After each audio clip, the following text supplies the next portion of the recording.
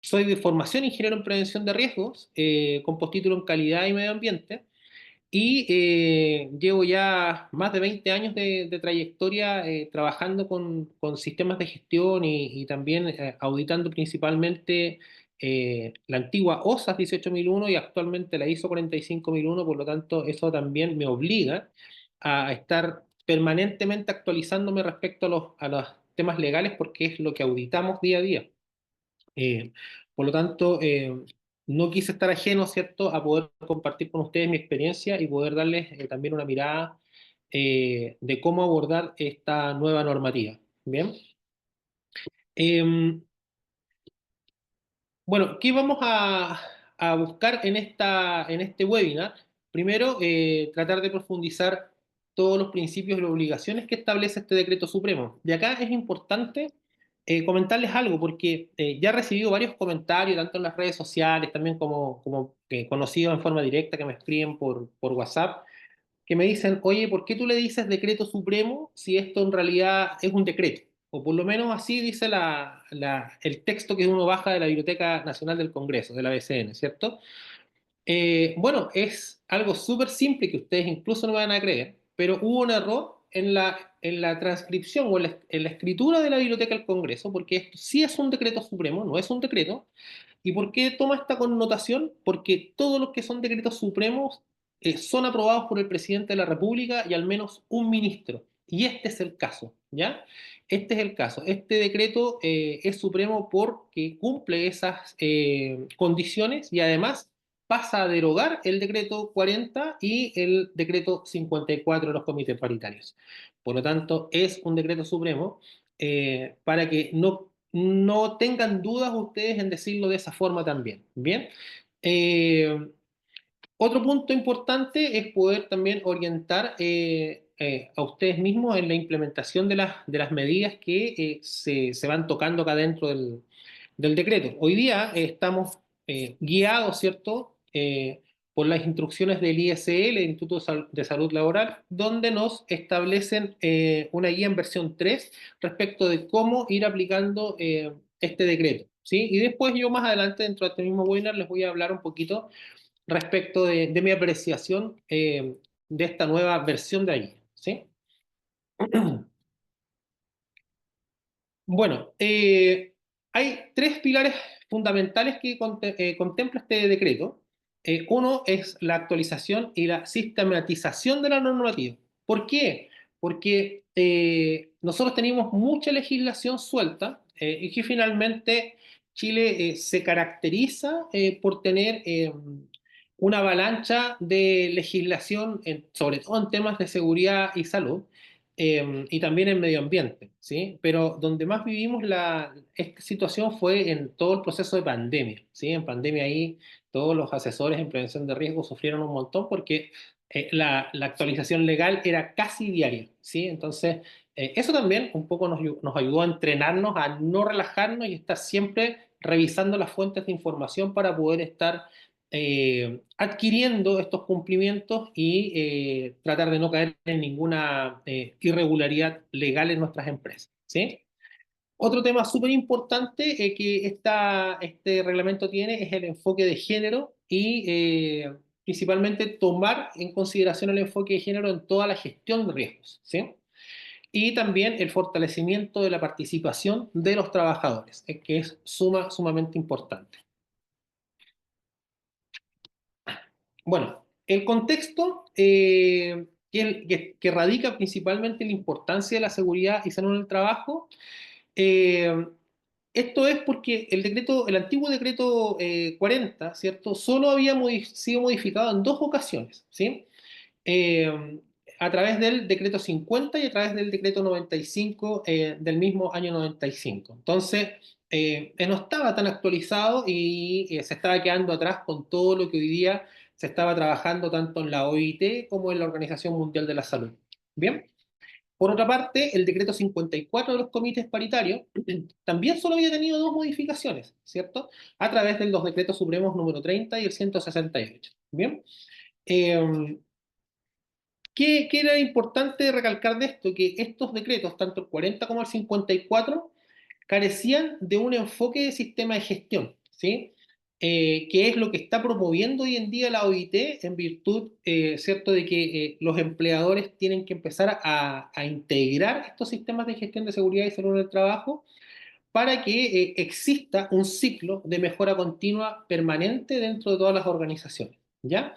Para esto, obviamente, es importante establecer una buena política, que haya una organización firme y comprometida, ¿sí? Una buena planificación, una aplicación y evaluación proactiva de todas las situaciones y condiciones de riesgo que pueda haber dentro de cada empresa, ¿sí? ¿Qué otra cosa importante? En esta misma normativa no había ningún enfoque de género, ¿sí? Por lo tanto, también hacía urgente poder actualizarlo, esta legislación con esta mirada, ¿sí? Que es realmente importante para que nadie quede excluido respecto a la gestión de seguridad y salud en el trabajo, ¿sí? Eh, y lo mismo, tampoco se reconocía el derecho a la participación de los trabajadores y tampoco a ser consultados en temas de seguridad y salud en el trabajo, ¿ya? Eh, no se reconocía tampoco un enfoque preventivo en la gestión de riesgos laborales, ni tampoco del origen de la prelación de las medidas preventivas. Cuando hablamos de prelación, que es una palabra que ocupa mucho el decreto 44, se refiere principalmente a la jerarquía de control de riesgos. ¿Bien? Ok, ¿cuáles son los objetivos de este decreto? Lo primero, eh, proteger la vida y la salud de los trabajadores, ¿cierto? Eh, Esto, con la ratificación del convenio 187, se constituye el Consejo Consultivo de Seguridad y Salud en el Trabajo a través del Decreto Supremo 19 del año 2011, ¿sí? Y asimismo también se constituye el Comité de Ministros a través del Decreto Supremo 20, también el mismo año, el 2011. Eh, Asimismo, también aparece la Política Nacional de Seguridad y Salud en el Trabajo, que hoy día está actualizada, por si acaso, a través del Decreto Supremo número 2 del mayo del 2024, ¿ya? Y esta Política Nacional de Seguridad y Salud en el Trabajo va a regir desde el 2024 hasta el 2028, ¿bien? Eh, el 2023 se evalúa un informe por parte de la OIT, un informe respecto a nuestra condición legislativa, y se indicó lo siguiente, que era un poco lo que yo les conversaba en la lámina anterior. Eh, Había una gran dispersión y fragmentación de la normativa, y esto dificultaba, ¿cierto?, el cumplimiento y su fiscalización. O sea, también era un tema para los fiscalizadores, porque hay tanta normativa suelta que cuesta concentrarla y cuesta darle cumplimiento, ¿bien? Por parte de las empresas, por supuesto. Eh, También otra recomendación era difundir, ¿cierto? Y refundir y simplificar todas las normas que hoy día existían respecto a seguridad y salud del trabajo, y darles también este enfoque preventivo y también enfoque de género, ¿sí? Eh, la declaración de la seguridad y salud en el trabajo tenía que ser un nuevo principio y un derecho fundamental, ¿ya? Entonces, esto se viene a ratificar en nuestro país recién el año 2022, ¿sí? Y se ratifica también el convenio 190 de la OIT sobre la violencia y acoso en el trabajo el año 2023, y de ahí nace, ¿cierto?, lo que hoy día nosotros también conocemos como la ley Karim, ¿verdad? Que ahí hay otras obligaciones más respecto a temas de equidad de género, ¿sí? Y finalmente el ya conocido el convenio 155 de la OIT, que habla sobre seguridad y salud de los trabajadores, ¿ok? Entonces, una de las cosas más importantes también a través de este decreto es poder dar cumplimiento objetivo a todos estos convenios internacionales, ¿bien? Quise pasar también por algunas definiciones,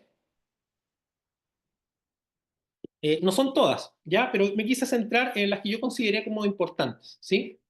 Eh, Acá yo voy a estar haciendo algunas comparaciones también con ISO 45001, porque sé que algunas algunos de los que están acá en este webinar tienen sus empresas certificadas en esta norma. Bien, entonces aquí siempre se genera la duda, es decir, ¿cómo aplico esto? ¿Cómo aplico sin dejar de cumplir la ISO 45001? Entonces aquí es lo que también les voy a dar a entender a través de este webinar. Una de las definiciones principales corresponde a peligro, que es cualquier fuente, situación o condición con potencial de causar lesiones o afectar a la salud de las personas, ¿ya?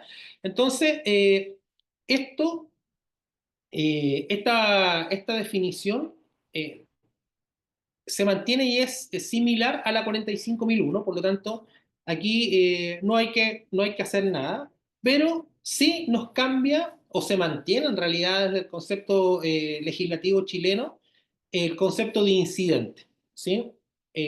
Porque acá el incidente siguen siendo potenciales, ¿ya? Es decir, el incidente o sucesos peligrosos son aquellos eventos que potencialmente pueden tener como consecuencia un accidente o daño a la salud de las personas, ¿ya? Y ahí da algunos ejemplos.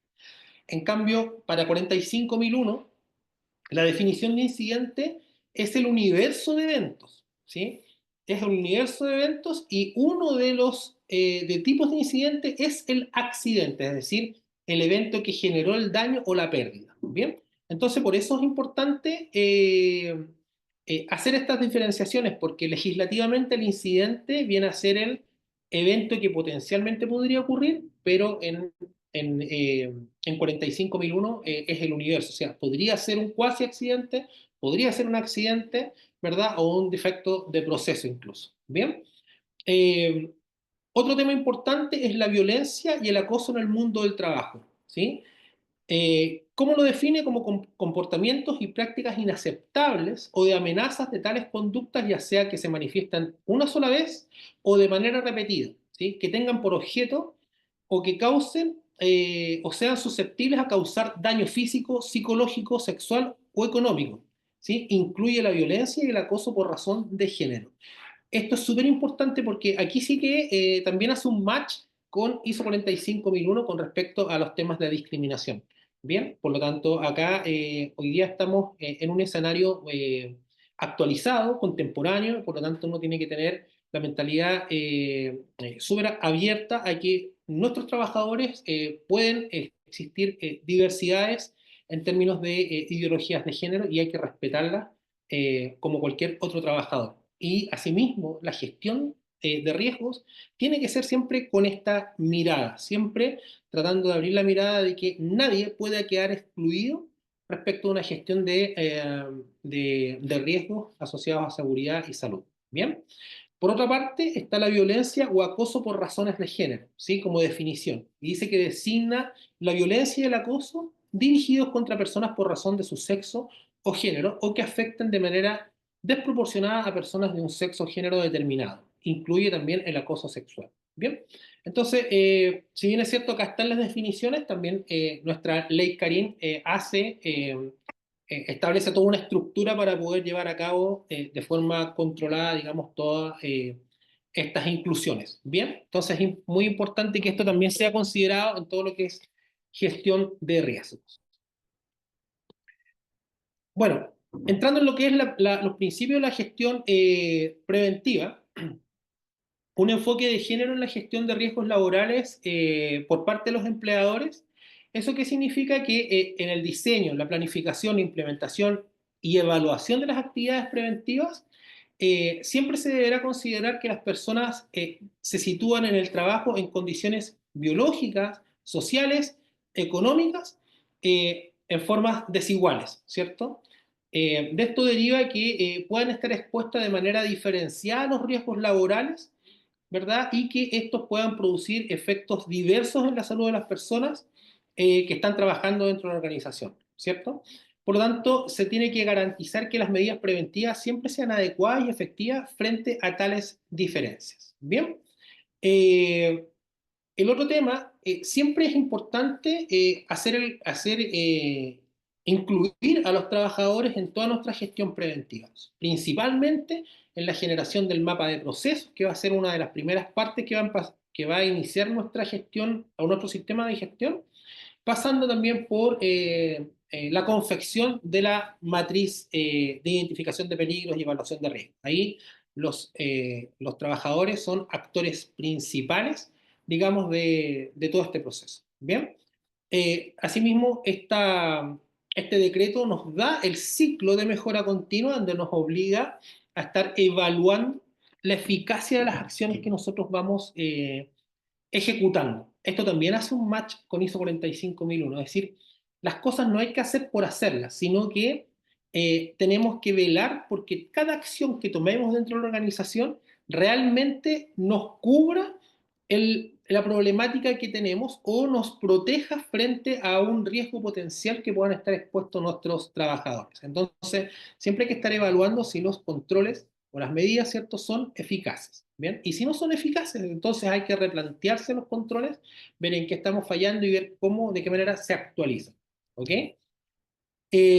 También es muy importante que sepan que el último responsable, es decir, o el primer responsable, es la entidad empleadora, es decir, la empresa. ¿Sí?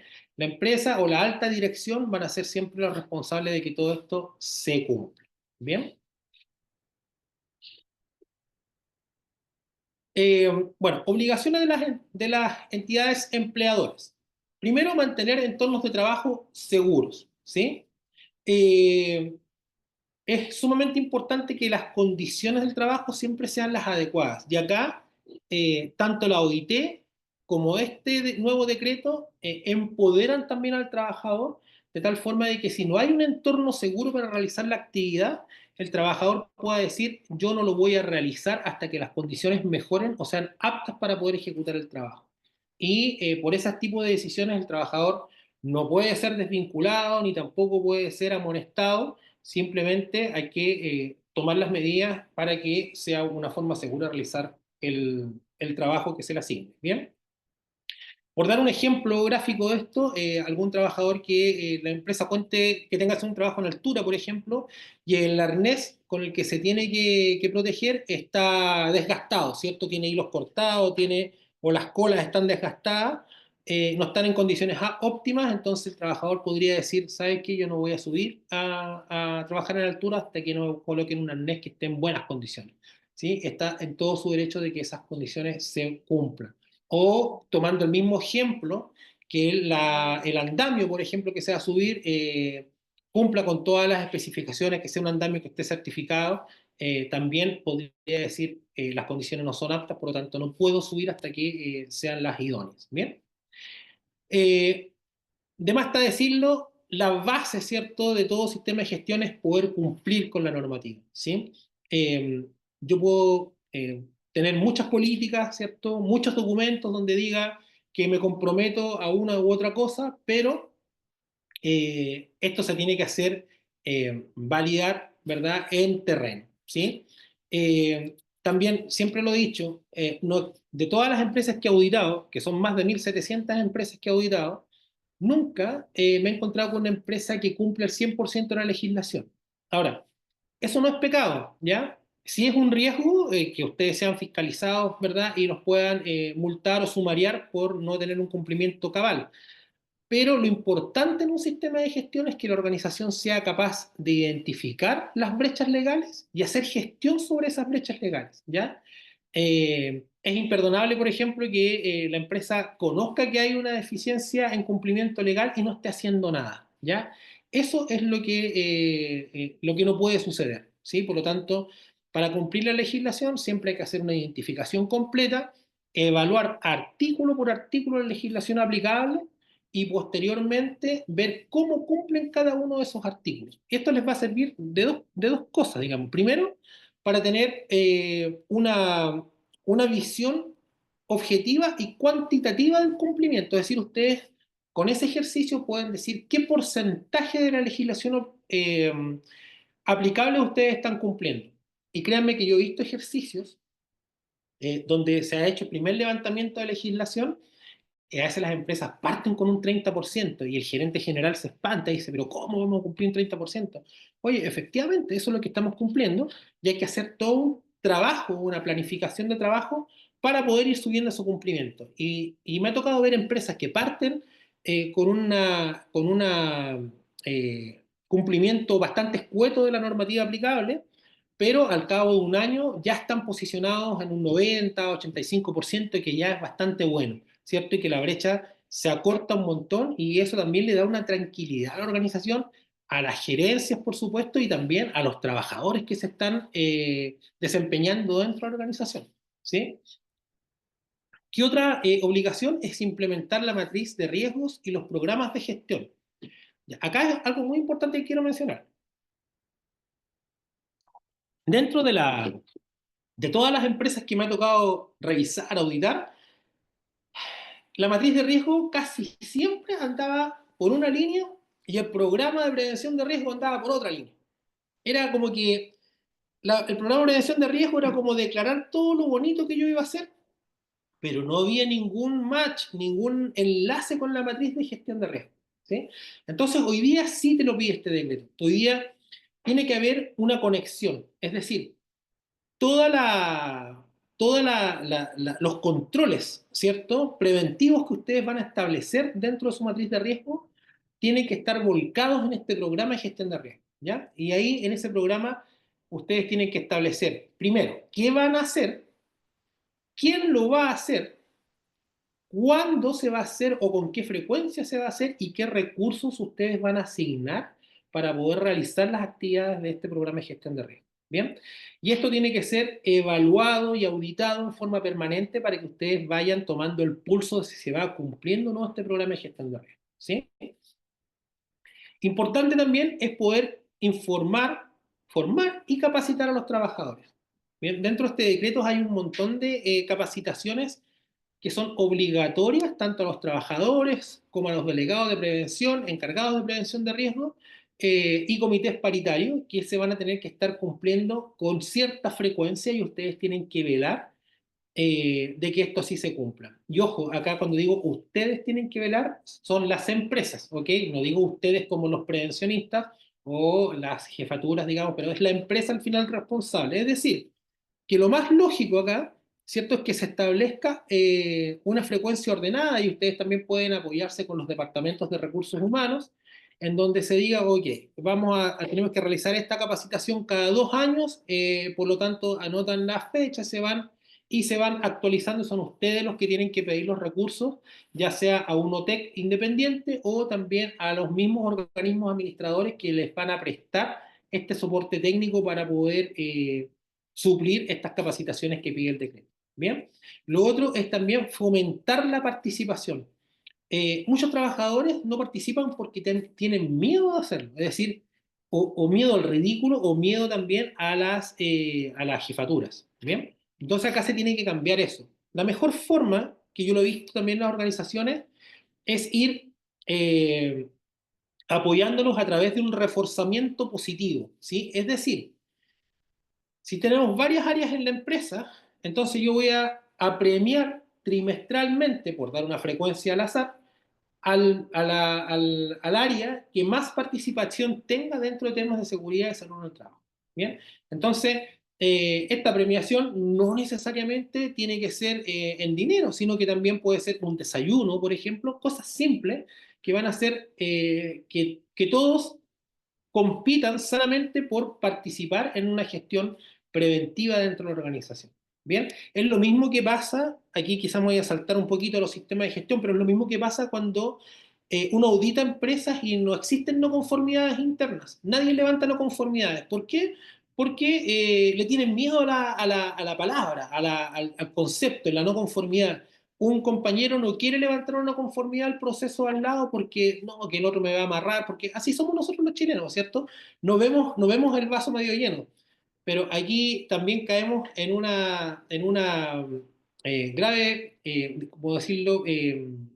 Una falta muy leonina, porque hay empresas que dicen, te miden el desempeño por no tener no conformidades, sin embargo la no conformidad es la mejor amiga de la mejora continua. Sin no conformidades no puedo mejorar, por lo tanto es importante que yo siempre tenga que estar viendo dónde poder mejorar y hacer los ajustes para que esto sea siempre un ciclo de mejora continua. Por lo tanto, también hay el llamado a que trabajen mucho con estas determinaciones de hallazgo, ¿cierto? O con la declaración de cuasi accidentes que también nos ayuda mucho a poder ir mejorando, ¿sí?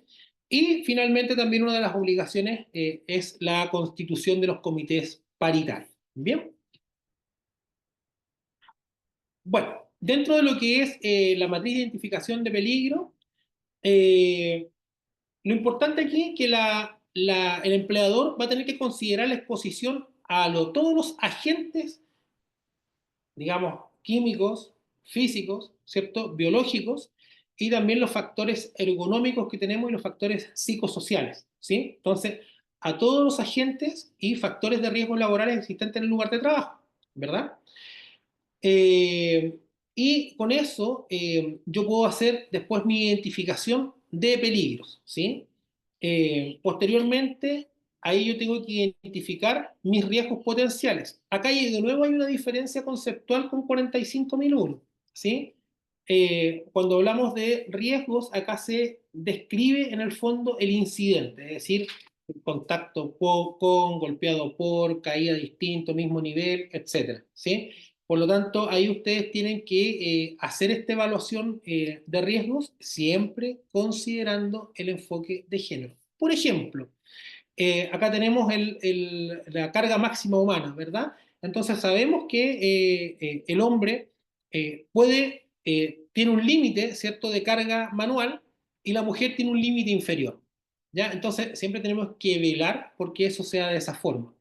O las condiciones también van a cambiar cuando tengamos mujeres embarazadas dentro de la organización, por lo tanto, esas mujeres no pueden estar expuestas a ciertos agentes, sobre todo químicos o biológicos, en su periodo, en su periodo de embarazo o también dentro de su periodo de lactancia, ¿ya? Entonces, todas estas consideraciones tienen que ser tomadas en consideración al momento de que yo evalúe mis riesgos, ¿bien? Eh, Ahora, las matrices, como en algunas organizaciones pasa, no son documentos estáticos, ¿ya? Son documentos totalmente dinámicos. Tienen pulso, se están moviendo constantemente, hay actualizaciones en forma permanente, ¿ya? ¿Por qué? Porque pueden cambiar las condiciones del entorno, porque tenemos nuevos trabajadores en nuestras áreas de trabajo que deben tener una consideración distinta, o porque podamos tener una situación de emergencia que nos obliga a revisar nuestra matriz, o porque tengamos un incidente, ¿verdad?, que nos obliga a revisar los controles que habíamos definido dentro de la matriz, etcétera. O sea, siempre vamos a tener que estarla revisando. Sin embargo, nuestro decreto 44 nos establece que esta revisión al menos tendrá que ser anual, ¿ya? Pero créanme que es imposible que sea una vez al año, o sea, siempre va a haber más de una revisión, siempre, ¿ya? Incluso si ustedes toman el concepto de gestión del cambio, cualquier cambio que se introduzca dentro de nuestra organización ya es motivo de que yo tenga que revisar mi proceso de identificación de peligro y evaluación de riesgo, ¿sí? Entonces, las empresas siempre están sujetas a cambio, por lo tanto, siempre vamos a tener que estar revisando nuestra matriz eh, e irla actualizando. Un tema súper importante que también menciona hasta la versión 3 de la guía del ISL es que la matriz va a tener que tener un histórico de revisiones, ¿ya? Acá algunas personas también me han hecho preguntas, dicen, oye, pero voy a tener que guardar todas las matrices, o sea, si tengo 20 versiones de matrices, tengo que guardar las 20 matrices en archivo. No, no se trata de eso, sino que ustedes tienen que marcar la actualización. Y acá vuelven a entrar los sistemas de gestión. Ustedes normalmente las matrices se hacen en un Excel, ¿ya? De hecho, los formatos que entrega la guía son en Excel. Ustedes en una pestaña distinta a la matriz, ustedes pueden establecer un cuadro de modificaciones, ¿ya? Entonces pueden poner la modificación uno que es o la cero que puede ser la revisión inicial, y después del cero al infinito, todas las modificaciones que ustedes le puedan hacer. Pero va en una tablita súper sencilla y solamente van mencionando la modificación que se le va haciendo en cada instancia, ¿cierto? Con la fecha de modificación y el número de modificación y qué se modificó, ¿ya? Eso es súper importante que no lo pierdan de vista. No basta solo con cambiar la versión a la matriz en el encabezado de la página, sino que tienen que registrar qué cosa se cambió, ¿ya? Y esto, la mejor forma de hacerlo es una pestaña aparte dentro del mismo archivo que sea el control de cambios. Bien, ahora Para las empresas más pequeñitas, ¿cierto? Que sean menores a 10 personas, ¿verdad? Pueden tomar la asistencia técnica del organismo administrador para poder realizar estas matrices. ¿Ok? Bueno, esto es un poco lo que les hablaba en la PPT anterior. El trabajo tiene que estar sustentado a través de un programa, ¿ya? O sea, todo lo que salgan como actividades de mi matriz de riesgo, tanto medidas preventivas, correctivas, los plazos, los responsables de la ejecución, tienen que estar en mi programa preventivo, ¿sí? O en mi programa de prevención de riesgos. Eh, y este programa tiene que ser difundido también a los trabajadores, ¿ok? Se tiene que dar a conocer cuáles van a ser mis actividades que voy a desarrollar como resultante, ¿cierto?, de mi identificación de peligro y evaluación de riesgo, ¿sí? Em, y por supuesto siempre tiene que haber un control y una vigilancia. Ahora, acá cuando hablamos, por ejemplo, de temas de agentes, eh, aquí ustedes tienen que respaldarse o descansar de alguna manera en los protocolos MinSal, ¿ya? Y en los protocolos MinSal ahí ustedes vienen harto tiempo con nosotros, por lo tanto ya se conocen, como es el TEMER, el PREXO, ¿cierto? El psicosocial u otros que nos ayuden a controlar la exposición a estos diversos agentes que tenemos dentro de la empresa, ¿ok? Acá hay un tema también, y voy a aprovecharme aquí de esta parte para poder mencionar un poco la diferencia con 45.000 que encontré en la guía. Eh, Acá es importante que recalcar que, sin embargo, la guía hizo varias mejoras. ¿Ah? Yo cuando apareció este decreto, aludiendo a la guía del ICL y que reviso la guía, eh, hice un reel que lo publiqué en mis redes sociales respecto a la crítica que yo le hacía a esta guía del ISL. Sin embargo, se modificó, hoy día está en una versión 3, pero aún les falta todavía afinar algunos conceptos. Y una de las cosas donde se cae es justamente en la evaluación de los riesgos, porque primero sigue utilizando el concepto del VEP, que es el valor esperado de la pérdida, ¿ya? Y en el VEP se incorporan también los riesgos con daño material, ¿ya? Es decir, si tenemos un incidente donde hubieron daños materiales, también se considera. A diferencia, ¿cierto?, de ISO 45001, que el foco principal y central son las personas, ¿ya? No se considera el VEP. Y ojo, acá ustedes podrían decir, oye, pero estamos hablando de una norma de gestión, no estamos hablando de la legislación. Pero la 45.001 se hizo en base a las directrices de la OIT y de la Organización Mundial de la Salud. Por lo tanto, está totalmente alineada con estas directrices. Es por eso que hay mucha connotación con respecto a lo que establece esta norma, que hay muchas cosas de la norma que ahora están en este decreto, pero aún le falta, ¿ya? Otro tema que encontré que no lo tenía incluido es que para poder evaluar el riesgo solamente considera eh, la probabilidad por la consecuencia. Y si ustedes van a la guía, ¿cierto? Y leen la definición cualitativa de la probabilidad y la definición cuantitativa de la consecuencia, no está incorporado el tema de enfermedades profesionales, ¿ya? No está incorporado el tema de la exposición. Y eso, y más adelante lo toca, pero sin embargo en la evaluación no te obliga a tocarlo. Entonces, hay una contradicción dentro de la guía donde digo yo, ¿cómo llego a hacer gestión, ¿cierto? ¿Cómo llego a definir cuál va a ser mi nivel de riesgo a ciertas exposiciones de agentes si la matriz o las directrices que me da la guía no me obligan a evaluar el riesgo en función de mi exposición? ¿Ya? Entonces, ahí hay un tema. Y acá, para poder zanjarlo, porque aquí podemos estar infinitamente peleando con el ISL que nos tira una guía nueva, siempre consideren que la legislación es el desde, ¿ya? Es decir, lo mínimo que yo debo cumplir. Todos aquellos que estén ya certificados o que tengan su empresa ya certificadas en 45001, en esta parte no tienen que hacer nada más. Es decir, si ustedes ya tienen una evaluación de riesgo considerando la exposición, no la muevan y déjenla tal y como está, ¿ya? Porque eso no es que dejen de cumplir con el decreto, es decir, están sumándole un valor agregado a lo que el decreto establece, ¿ya? Entonces, normalmente lo que lo que yo les recomiendo a las empresas para que no se confundan en estos temas es que por lo menos acá vamos a hacer un monito imaginario, pero por lo menos en los dos factores, ustedes pueden abrir, por ejemplo, el factor de probabilidad y colocarle probabilidad o exposición. Y cualitativamente pueden abrir cada concepto o cada factor numérico. Por ejemplo, si mi primer factor va a ser uno, entonces yo podría decir, no hay probabilidad de accidente, y abajo podría decir, no hay exposición a ningún agente. Ya es uno. ¿Ok? Entonces, hay un solo factor numérico, pero con una dualidad cualitativa. ¿Ya?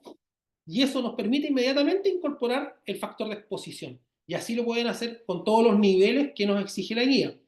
Y por otra parte, pueden hacer exactamente lo mismo con la consecuencia, ¿cierto? La consecuencia pueden decir no hay lesiones, no hay enfermedades, factor uno.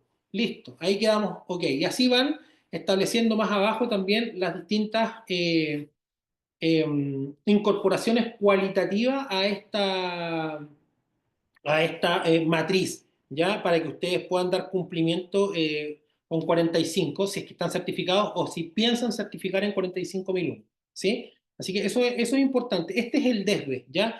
Así que no se abrumen si es que esto no da 100% cumplimiento con 45.001, porque no va a dar 100% cumplimiento con la 45. Y la 45 está un escalón más arriba, ¿ya? Todavía. ¿Ya? Pero, sin embargo, avanzó mucho nuestra legislación en ese sentido. ¿Bien? Ok, aquí entramos, ¿cierto?, en la prelación de los riesgos o la jerarquía. ¿Ya? Eh, si ustedes, por ejemplo, se meten de repente, googlean por ahí algunos talleres de la Mercedes-Benz, se van a encontrar de que aparecen unos gringos, ¿verdad? ¿Cierto? Con solamente lentes ópticos a lo más, o sin lentes, sin guantes, porque de alguna manera ellos han aplicado una jerarquía de control y han logrado eliminar el peligro dentro de sus instalaciones, ¿ya? O sea, lo ideal es que nosotros podamos entrar tal y como estemos a realizar nuestro trabajo y que no haya ningún factor del entorno que nos pueda afectar. ¿Ya? Pero eso es súper difícil de poder lograrlo. Por eso se crea esta jerarquía donde uno tiene que tratar primero de eliminar el peligro. ¿Ya? Si se elimina el peligro, por supuesto se eliminan los riesgos. ¿Bien? Entonces, si no se puede hacer eso, entonces tengo que tratar de ver si puedo sustituirlos de alguna manera. ¿Ya? Y de ahí también, obviamente, podría bajarme mi nivel de riesgo o simplemente también podría llegar a una eliminación al final de algún plazo. En caso contrario, tendría que aplicar controles ingenieriles o controles técnicos, como lo llama el decreto, ¿sí? Y en los controles técnicos, toda barrera, ¿cierto?, que me separa de mi fuente de peligro, ¿sí? Entonces, eso es sumamente importante también considerar, ¿ya? Una medida, por ejemplo, en un ambiente que tengamos polución, extractores de aire, ¿cierto?, podría ser una buena medida, ¿ya? O donde tengamos una fuente de ruido importante, que esto esté con una sala anecoica, ¿verdad?, donde se pueda absorber el ruido y por lo tanto no afecte el nivel de presión sonora a nuestros trabajadores que están trabajando en el entorno, ¿ya? Esos son controles de forma ingenieril. Ahora, estos últimos, ¿cierto?, se mezclan, ¿cierto?, con los últimos dos controles, que son los controles administrativos, que finalmente eso viene a ser la charla, el procedimiento, la capacitación, instrucciones de trabajo, todo lo que es de orden administrativo y mezclado con los equipos de protección personal, ¿sí? Es decir, tenemos que entregar en los equipos de protección personal a las personas, darle las instrucciones de trabajo, pero asimismo que también puedo implementar controles ingenieriles. Finalmente, estas últimas tres jerarquías trabajan de la mano casi siempre, ¿ya? Eh, Ahora, es importante que sepan que cuando se le entrega, ¿cierto?, los equipos de protección personal a las personas, ahora tienen que ser debidamente capacitados y tiene que haber un registro de esa capacitación para que quede evidencia que se entrenó al trabajador de cómo usar correctamente los equipos de protección personal. Esto no es al azar, tampoco es una tincada de esta legislación, sino que es también en base a la historia. Han ocurrido accidentes donde, por ejemplo, han habido personas que han caído desde altura con el arnés puesto. Claro, se ponen el arnés, pero la cola no la han amarrado en ninguna parte. Entonces, ¿cómo se protegen en el fondo? ¿Ya?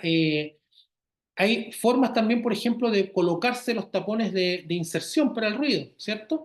Y que yo he visto muchos colegas que no saben colocarse los tapones. He visto prevencionistas de riesgo que no saben colocarse los tapones, que se los colocan de una, así, tal y cual, con una mano acá. Y esto hay una técnica, ¿cierto? Que con la mano contraria uno se toma la oreja, ¿verdad? La sube y aprieta el tapón y se lo inserta. Lo deja tapado 5 segundos hasta que se expanda y luego se suelta. De la misma forma, el otro tapón. Ese tipo de cosas se le tiene que enseñar al trabajador, ¿ya? Si uno no se las enseña, el equipo de protección personal se puede utilizar de mala manera. Por lo tanto, es súper importante que todos los EPP se entreguen acompañados por una capacitación. Y esta capacitación tiene que ser recurrente, es decir, siempre tienen que estar refrescando esta forma de utilizar los EPP porque los trabajadores, por supuesto, que se olvidan, ¿ya? Eh, bueno, otro tema importante acá, estas actividades de capacitación se tienen que registrar indicando primero que las actividades, si fueron teóricas o prácticas, o ambas, teórico-prácticas, ¿ya? ¿Cuántos asistentes estuvieron en esta capacitación? ¿Quiénes fueron los relatores, ¿cierto?, de esta capacitación? ¿Y cuáles fueron los resultados de las evaluaciones? ¿Ven? Acá volvemos a la evaluación de la eficacia. Es decir, me gusta esta parte porque finalmente nos empuja a hacer gestión preventiva. No solamente basta con enseñarle al trabajador cómo usar el EPP, sino que después tenemos que evaluar si realmente aprendieron a utilizarlo. ¿Bien? Entonces, esa evaluación ustedes la pueden hacer a través de una observación conductual o la pueden hacer quizás a través de una prueba, pero que sea una vez ya que la evaluación de la eficacia en el fondo no es la prueba que viene después del curso, y a eso quiero llegar. La evaluación de la eficacia es para evaluar que la acción que yo tomé cubrió la necesidad que creó esa capacitación. ¿Ok? Entonces, finalmente ustedes dan el curso, obviamente les pueden hacer una prueba, pero después yo tengo que revisar si el trabajador está aplicando lo que aprendió o no en terreno. Esa es la eficacia. ¿Ok? Entonces, eso normalmente, por lo menos en prevención y en terreno, se hacen a través de observaciones conductuales. ¿Bien?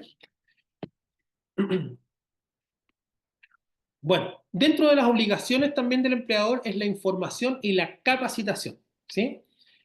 Capacitación que debe consistir en un curso que tenga una duración de al menos 8 horas y en el que se aborden los siguientes temas, ¿bien? Primero, factores de riesgo presentes en el lugar de trabajo en el que se deban ejecutar, digamos, las actividades laborales, ¿sí?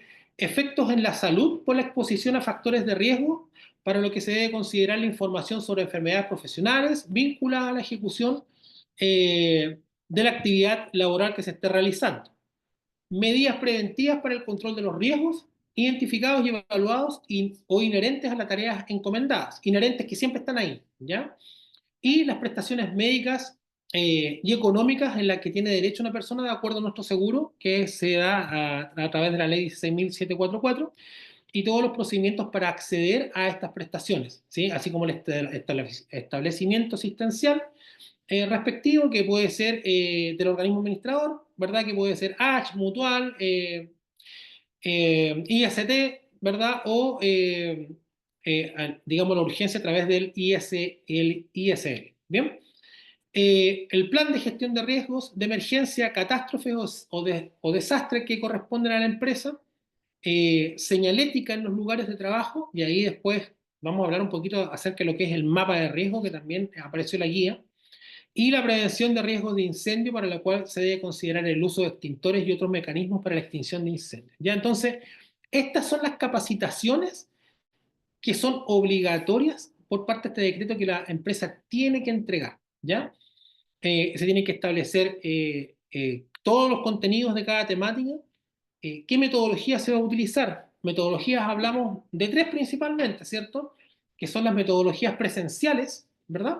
Donde va el relator a la instalación de ustedes a dar la capacitación. Pueden ser una metodología sincrónica, que es como lo que estamos nosotros ahora, a través de una charla en vivo por videoconferencia, o la metodología asincrónica, que es de autoestudio, que el trabajador entra a una plataforma y efectúa las capacitaciones, ¿ya? Entonces, acá yo les quiero dar una recomendación, y esto es solamente una recomendación. Hay ciertas capacitaciones que son válidas de hacer en forma asincrónica, es decir, de autoestudio en una plataforma, pero hay otras que no, ¿ya? Por ejemplo, una capacitación de primeros auxilios. Yo no le encuentro sentido, ¿cierto?, que tengamos una capacitación de primeros auxilios teórica, donde yo tengo que aprender cuántos masajes cardíacos tengo que dar por una cantidad de respiraciones, cuando no es lo mismo tener ¿cierto?, al maniquí ahí donde uno le va haciendo el procedimiento, va aprendiendo las alarmas si está bien hecho, ¿no? O está mal hecho. Lo mismo que con una práctica de control de incendio. No es lo mismo aprenderlo en la teoría que pescar un extintor, sacar el seguro y a tratar de apagar un fuego que esté obviamente controlado.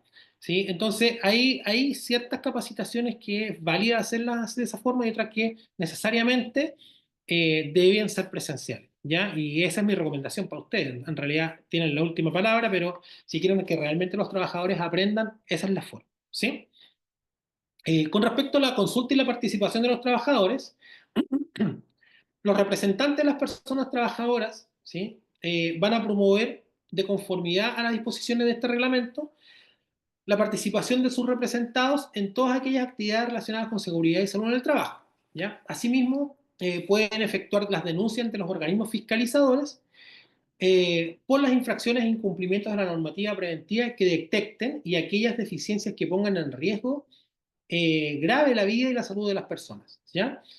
Las organizaciones sindicales presentes en los lugares de trabajo procurarán promover la realización de acciones de difusión y capacitación de las personas trabajadoras en materias de seguridad y salud. Esto es súper importante porque eh, no solamente acá el trabajo va a ser de los comités paritarios cuando existan, ¿cierto? O del delegado de seguridad y seguridad y salud del trabajo, sino que también le da una asignación de responsabilidad a los sindicatos, ¿ya? Entonces, esto es súper bueno porque el sindicato ya no solamente se va a preocupar de temas laborales principalmente, digamos, de, de temas más sociales y laborales, sino que también los incorpora directamente en los temas de seguridad y salud. Entonces, súper bueno porque no solamente vamos a tener el comité paritario, sino que también vamos a tener los sindicatos por el otro lado que nos van a estar siempre aportando temas contingentes respecto a la seguridad y salud en el trabajo. ¿Bien? Bien. Bueno, respecto al riesgo grave e inminente o emergencias, acá la entidad empleadora debe hacer lo siguiente. Primero, en caso de emergencia, informar inmediatamente a todas las personas trabajadoras afectadas sobre la existencia del mencionado riesgo, ¿cierto? Así como las medidas adoptadas para poder eliminarlo o atenuarlo, ¿sí?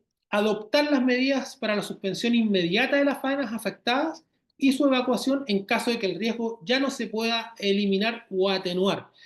¿Sí? Siempre nos han enseñado cuando, por ejemplo, estamos frente a un incendio o un amago, claro, nosotros como trabajadores podemos tener el entrenamiento para ir con nuestro extintor y tratar de controlar el evento, pero si esto se escapa, digamos, uno tiene que aplicar el plan de evacuación, ¿sí? Y abandonar las instalaciones de riesgo y no exponerse, ¿ya? Eso, en el fondo, eso es lo que busca el decreto. Eh, las personas trabajadoras siempre tendrán derecho a interrumpir sus actividades laborales y, de ser necesario, abandonar el lugar de trabajo cuando consideren que por motivos razonables continuar en las instalaciones implica un riesgo grave o inminente para la vida o salud, ¿sí? Todos los trabajadores que interrumpan sus labores deberán dar cuenta de este hecho a la entidad empleadora dentro del breve plazo. Es decir, si ocurrió un riesgo y ustedes definieron que tienen que evacuar, salir, de ahí tienen que dar aviso de por qué, primero, por qué ocurrió y por qué evacuaron, ¿cierto? En el menor plazo posible al empleado, ¿ya? También se tiene que, por parte del empleador, se tiene que dar suspensión de estas actividades a la inspección del trabajo. Se tiene que informar de esta suspensión por las emergencias ocurridas a la inspección. Bien. Eh, los trabajadores no pueden sufrir ningún perjuicio o menoscabo por haber tomado estas medidas que señalé recién, ¿verdad? No pueden ser castigadas, ¿cierto? Desvinculadas de la organización porque evacuaron porque hubo una emergencia. Eso es súper importante y no solamente los protege este decreto, sino que también el Código del Trabajo. ¿Ok? Ya. Este tema es súper importante. Primero, en lo que respecta a la coordinación en la prevención, eh, acá también se alinea una vez más con ISO 45001. ¿Por qué? Porque, para los que no saben, dentro de todas las normas de gestión que existen, 14.001 y 45.001, bien digo, que es medio ambiente y seguridad, se les denomina que son normas de sitio. Es decir, que yo no puedo certificar una parte de la empresa, yo tengo que certificar la parte completa de la empresa. Es decir, yo no puedo tener en un lugar de la empresa a mis trabajadores con todos los controles, con todos los riesgos controlados, muy bien equipados, y en la otra ala de la empresa tener los trabajadores trabajando con sandalias, sin ninguna protección. Esto no se permite por las normas. Y este decreto habla exactamente lo mismo. O sea, tiene que haber una coordinación cuando hayan parques industriales, por ejemplo, ¿ya? Donde tengamos un parque industrial donde trabaje más de una empresa. Por lo tanto, van a haber riesgos externos que se van a introducir a mi día a día como organización, ¿ya? Por ejemplo, si yo tengo una empresa que una empresa de software, es un trabajo principalmente administrativo, pero mi vecino tiene una empresa de transporte, o sea, hay un tránsito de camiones permanente, por lo tanto, hay un riesgo para mis trabajadores al momento de entrar y salir de las instalaciones. Por lo tanto, cuando ocurran estas situaciones donde hay un parque industrial, donde hay un lugar donde confluyen más de una empresa, tiene que haber una coordinación de todos los empresarios para poder controlar los riesgos, ¿ya? Y eso probablemente va a llevar a generar otra identificación de peligro, evaluación de riesgos adicional a la que ya tiene cada una de las empresas, ¿sí? Sin embargo, si ustedes esta parte no les queda tan clara, también pueden tomar la asistencia técnica de su organismo administrado, ¿bien? Las mutualidades van a estar prestando esta asistencia para poder hacer este levantamiento en estas situaciones donde haya más de una empresa en un solo sitio, ¿ok? Bueno, dentro de lo que son los comités paritarios de higiene y seguridad, seguimos manteniendo la obligatoriedad de empresas con más de 25 personas tener que constituir el comité paritario. La cantidad de representantes de empresas y trabajadores siguen siendo las mismas, es decir, seis eh, titulares y seis suplentes que van a ser los que van a componer el comité paritario y obviamente se tienen que establecer ciertas funciones, ¿ya?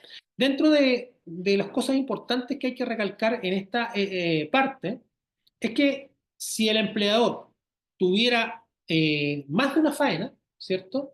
Sucursales o agencias distintas, eh, en cada una de estas faenas se tiene que constituir el Comité Paritario de Higiene y Seguridad, ¿ya? Ahora, muchas veces se van a dar situaciones en que las faenas van a ser de corta duración, ¿sí? Es decir, mi empresa trabaja por proyecto y mi empresa tiene que ir a hacer un trabajo que va a durar 2 semanas en las instalaciones de un cliente. ¿Me aplica o no me aplica? Bueno, esas respuestas se las tienen que dar por escrito la inspección del trabajo, ¿ya? Es decir, el decreto dice que va a corresponder al inspector de trabajo respectivo decidir en caso de duda si procede o no que se constituya el comité paritario. Ustedes no pueden decidir si aplica o no aplica por sí mismos. ¿ya? Ahora, obviamente que se tiene que cumplir la condición de que esa faena tenga más de 25 trabajadores, por supuesto. ¿Ya? Si tiene menos de 25 trabajadores, no están obligados a constituir el comité paritario. ¿Ok? Eso que quede claro. Pero si tiene más de 25 y la faena es corta, ustedes tienen que preguntar a la inspección del trabajo si aplica o no aplica. Ahora, sean también ustedes proactivos en esto, es decir, no le vayan a preguntar a la inspección del trabajo cuando los trabajadores ya estén en terreno. O sea, esto tiene que ser antes. Siempre nosotros sabemos con mucha anticipación cuándo tenemos que ir a hacer un trabajo, ¿verdad? Eh, Ahora, si sus empresas, por ejemplo, normalmente hacen trabajos spot, es decir, eh, van a apagar incendios donde el cliente, porque muchas veces pasa eso, ¿cierto? El cliente tiene una emergencia y dice, Juan Pérez S.A., por favor, ven aquí a cubrir esto el fin de semana. Y les avisa un día jueves, que podría darse, ¿cierto? Entonces, si ustedes saben que van a estar expuestos a actividades que van a tener esta connotación, entonces hagan una consulta general a la inspección del trabajo y establezcan que su empresa normalmente hace trabajos spot, cubre emergencias de sus clientes y normalmente eh, las faenas que cubren no duran más de, no sé, un mes o no duran más de 2 semanas, ¿ya? Y ahí inmediatamente la inspección del trabajo se va a pronunciar y van a quedar con un pronunciamiento que les va a perdurar en el tiempo, ¿ya? Porque claro, se entiende también que si van a cubrir una emergencia ante el cliente, la inspección no les va a responder en un día, o sea, no va a pasar eso, ¿ya? Entonces, para que eviten caer en algún incumplimiento. Eh, bueno, ¿qué otra cosa? Dentro de ciertas designaciones, dice que la designación de los representantes del empleador, es decir, en el comité paritario, esto se tiene que hacer con 15 días de anticipación al cese de las funciones del comité que está en ejercicio. ¿Ya? Es decir, yo no puedo como empleador elegir a mis representantes al momento que llega la fecha de caducidad del actual comité paritario. O sea, tengo que hacerlo al menos 15 días antes. ¿Bien? Eh, en el caso que se tiene que hacer ¿cómo se llama? El seguimiento sí, eh, o la elección de los representantes por parte de los trabajadores, esa convocatoria también se tiene que realizar con 15 días de anticipación, ¿ya?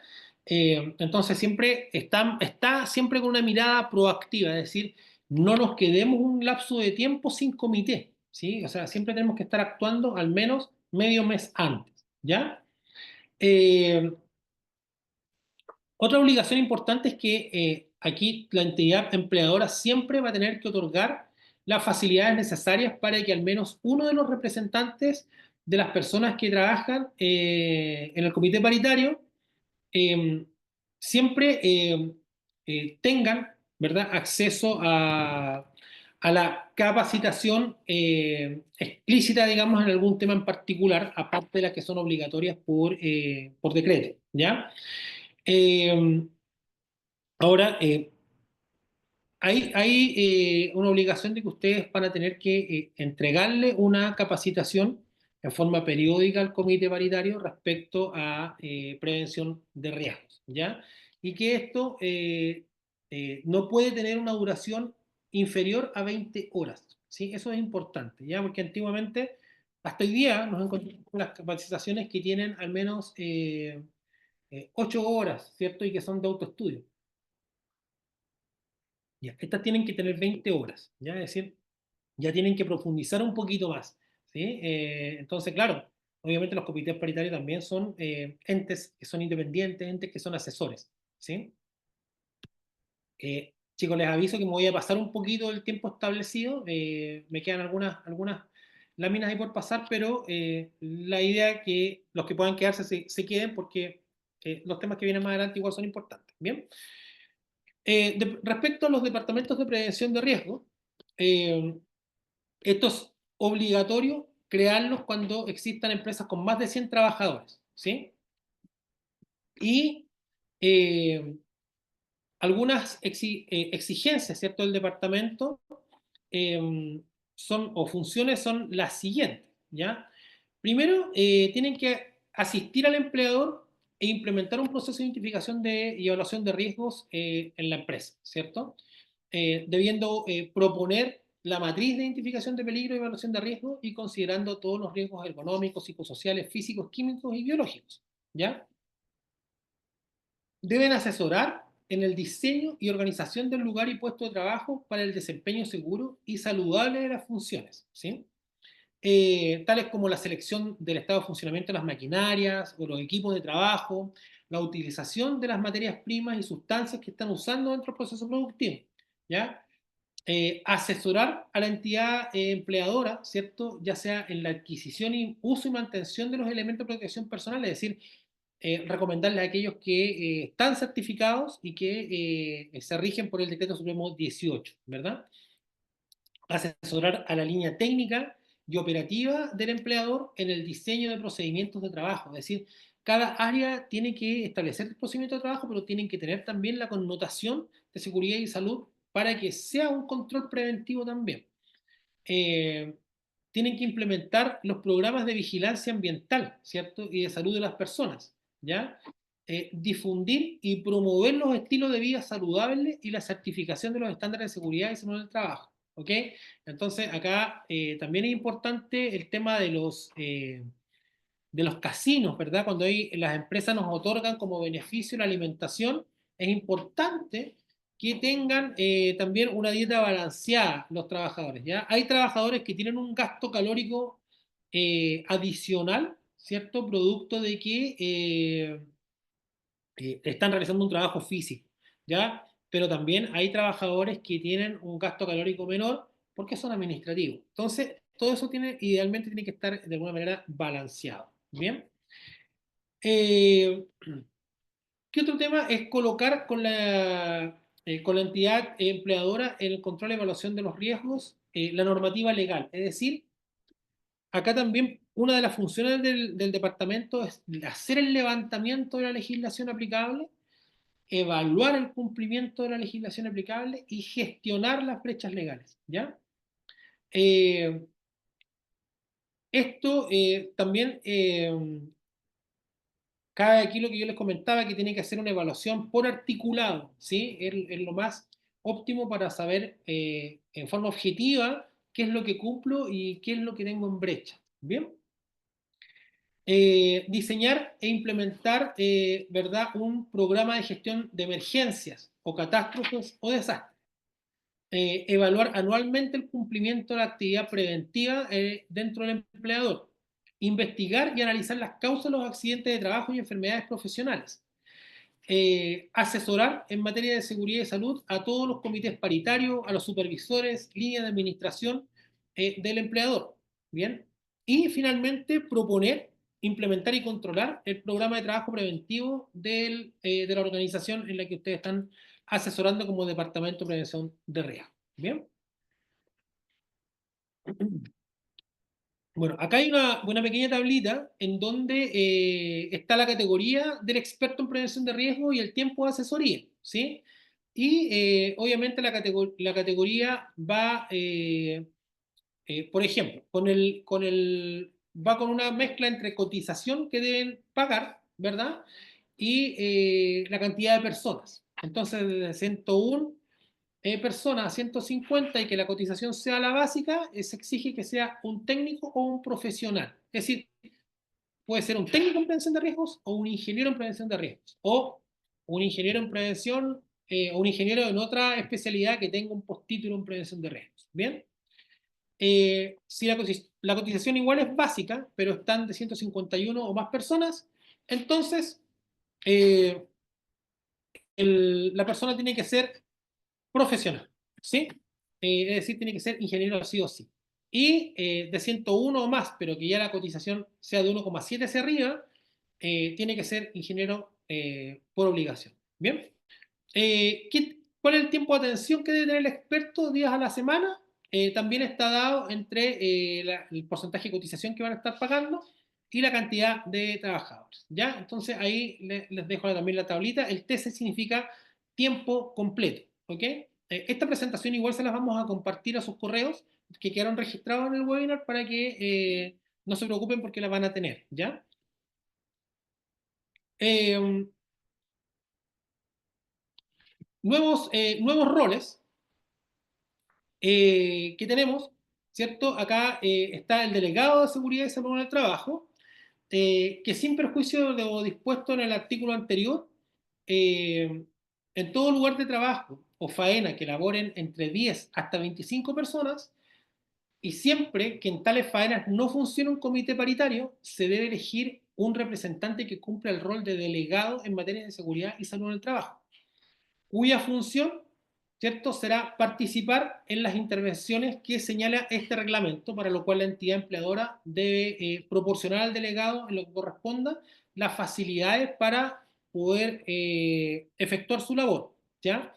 Eh, las funciones del delegado se van a extender por un plazo de 2 años, ¿sí? Contados de la fecha de su elección, y la que se efectuará mediante asamblea de las personas trabajadoras, es decir, por votación, ¿cierto? Debiendo levantarse un acta de esto que debe cumplir con, digamos, los asistentes que participaron, ¿cierto?, la fecha y quién es el ministro de fe también en este caso. Ya, en el caso del encargado de prevención de riesgos, eh, las empresas que tengan hasta 100 personas deben contar con un encargado de prevención de riesgos, ¿sí? Los representantes legales de las empresas deben solicitar a su respectivo organismo administrador que los capaciten personalmente o aquellos estos designen en materia de gestión de riesgos, ¿sí? Considerando los contenidos mínimos que instruye la Superintendencia de Seguridad y Salud. Me preguntaron el otro día si el encargado de prevención de riesgo puede ser el prevencionista. Sí, tiene que ser el prevencionista, ¿ya? Porque más atrás mostramos la tabla y sí debe tener un técnico en prevención de riesgo o un ingeniero, dependiendo de la condición, ¿ya? Eh, bueno, respecto a lo que establece el reglamento interno, está el tema de la obligatoriedad del reglamento, la aprobación e información, las observaciones y reclamos y la revisión periódica. Una cosa súper importante es que ustedes solamente tienen que subir hoy día el reglamento a la Dirección del Trabajo y les va a quedar el registro de que se informó, ¿ya? Ahora, esto también puede ser fiscalizable y es importante que estén revisando permanentemente las actualizaciones del reglamento, dándole siempre los anexos correspondientes en el caso de que haya una actualización legislativa, ¿bien? Eh, bueno, respecto a los mapas de riesgo, también junto con la versión 3 de la guía salió la guía para establecer los mapas de riesgos, ¿sí? Esta es bastante buena, está muy intuitiva, está relacionada por figura y por color, dependiendo de lo que apareció en su matriz de identificación de peligro y evaluación de riesgo. Eh, confluyen, digamos, se hace un match, es decir, el mapa de riesgo está directamente relacionado con la matriz. Por lo tanto, les sugiero que lean la guía, es bastante digerible, está fácil de entender, y ahí ustedes tienen que establecer de la mejor forma posible el mapa de riesgos, estableciendo las señaléticas en las áreas de trabajo, es decir, que el trabajador pueda llegar a un área e inmediatamente sepa a qué está expuesto. Ojo, que van a tener que entregar una capacitación a los trabajadores respecto a la simbología. Es importante porque es casi como una ley de tránsito, ¿cierto? Hay un montón de simbología que a nosotros nos puede hacer, eh, no la podemos entender como profesionales del área, pero no los trabajadores. Por lo tanto, tiene que ir acompañada de una capacitación, ¿ya? Eh,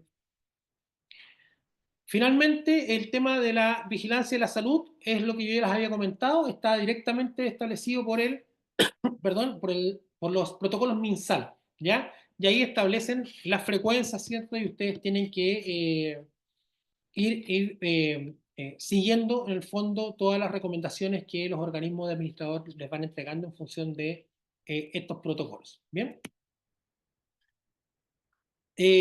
Dentro de lo que es la investigación de los accidentes, esto también debe tener toda una secuencia de análisis de causalidad, ¿verdad? Establecimiento de las acciones correctivas, eh, y obviamente tiene que haber un registro de esto, tiene que haber una difusión, y cuando sean accidentes graves también tienen que participar los comités paritarios en esta investigación de accidentes, ¿ya? Lo importante es que siempre las acciones que ustedes tomen después de ocurrido el incidente, les ayuden a reducir drásticamente la probabilidad de recurrencia del accidente que tuvo lugar. Bien, eso es súper importante. O sea, si se nos repiten los accidentes, quiere decir que nuestras acciones correctivas no fueron eficaces. ¿Ok?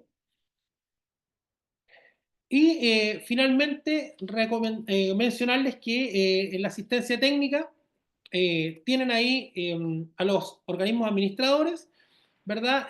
Van a tener actividades de capacitación, ¿cierto? Que también les van a estar ofreciendo todos los organismos administradores y también planes de prevención, ¿verdad? Y asistencia técnica a las empresas, ¿sí? Por lo tanto, ahí el llamado, ¿cierto? Es poder consultarles a ellos cuándo va a estar disponible, digamos, esta asistencia o de qué forma pueden acceder a ella. Bien, bien, pues, oigan, les pido disculpas por estos 12 minutos que me pasé.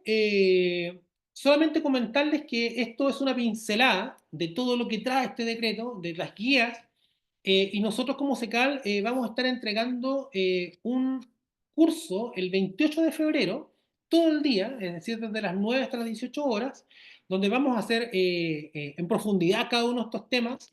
Vamos a estar entregando también talleres donde ustedes van a poder aplicar en forma práctica, ¿cierto?, lo aprendido en este decreto. Vamos a poder conversar respecto a las situaciones laborales que puedan tener cada uno en sus organizaciones e ir viendo también algún foco de atención específico a ellas, ¿sí? Para todas las asistentes a este webinar eh, que quieran acceder a este curso, van a tener un 15% de descuento, ¿bien? Sobre el valor base que son 90.000 pesos, van a tener un 15% de descuento sobre eso que son 72.000 y algo. Si quieren entrar por empresa, el curso cuenta con un código Sense, que es el que aparece en pantalla, y para la inscripción ustedes también pueden inscribirse con el correo contacto@secal.cl, donde les van a llegar todas las instrucciones para la inscripción, o escribiendo al WhatsApp que aparece en pantalla. Bien.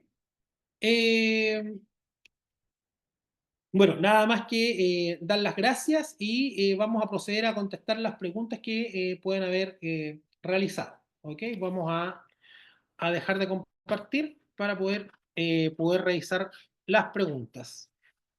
No hay preguntas. Ok. Bien. Listo. Entonces, espero verlos en la capacitación. Nosotros les vamos a enviar esta información. El PPT se lo vamos a enviar a cada uno de ustedes en sus correos. Y ahí también vamos a aprovechar de enviarles vamos a empezar a enviarles el método de inscripción al curso. Vamos a ver la consulta. Dice, el encargado de prevención de riesgos es desde 10 trabajadores hacia arriba, tienes que tener de entre 1 y 10 trabajadores tienes que tener un delegado, de 10 trabajadores hacia arriba, un encargado, ¿sí? De prevención de riesgo hasta 100 personas, ¿sí? Y ese encargado, como bien lo dije, puede ser el prevencionista de riesgo, ¿ya? Daniela, no te preocupes que ahí vamos a tomar tu correo y te vamos a mandar toda esta información. Bien, pues muchísimas gracias a todos. Gracias por compartir con nosotros y nos estamos viendo en una próxima oportunidad. Que estén muy bien.